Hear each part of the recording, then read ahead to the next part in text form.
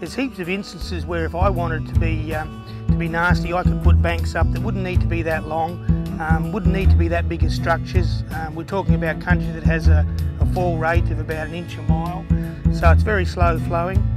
So you don't need a big bank to divert a lot of water. But if I did that, I'm going to deny my neighbours underneath me, I'm going to deny them water.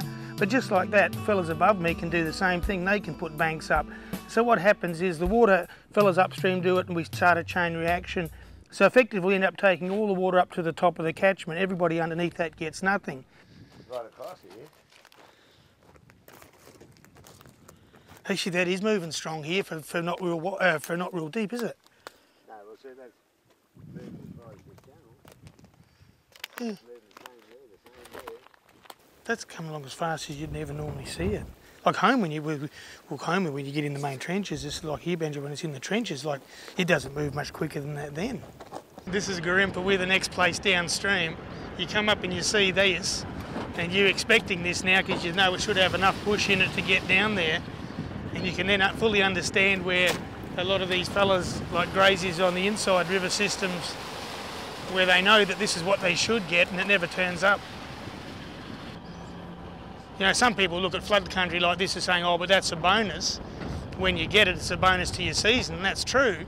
But by the same token, it's also an integral part of your whole enterprise and your management because of the benefit you get for feeding water from it.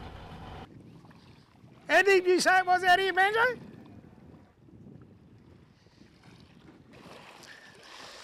Look at that water, glorious water. Taking that cream of the crop of the water upstream, denying thousands of acres of floodplain coverage down below, that's effectively to us just the transference of wealth from us as floodplain graziers to people upstream who claim they have a better or more right and a better use of that water. Now we'd argue that that's not the case. That's a gate element that, as you can see, needs some fencing work done on it.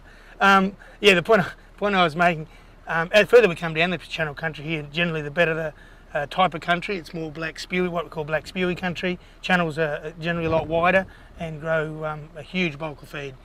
This country we're looking at here is absolutely tremendous after a flood. If this water that's coming through at the moment comes, and I'm hoping it will, but I'm not quite sure, if it comes down to cover this country, for us that's a minimum of 6 months. Rainfall wise, we've just had 10 below average years and with no sign of it breaking.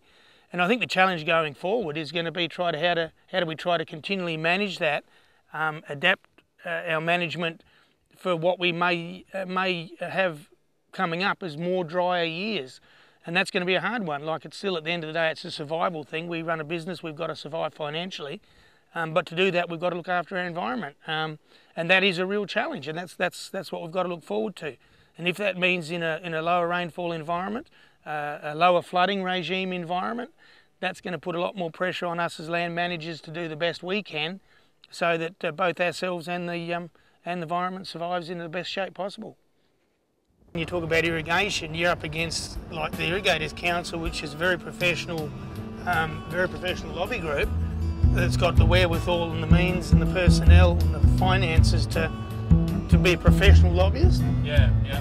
And we're a little organisation consisting of floodplain fellas that really is volunteer work and after hours work for everything you do.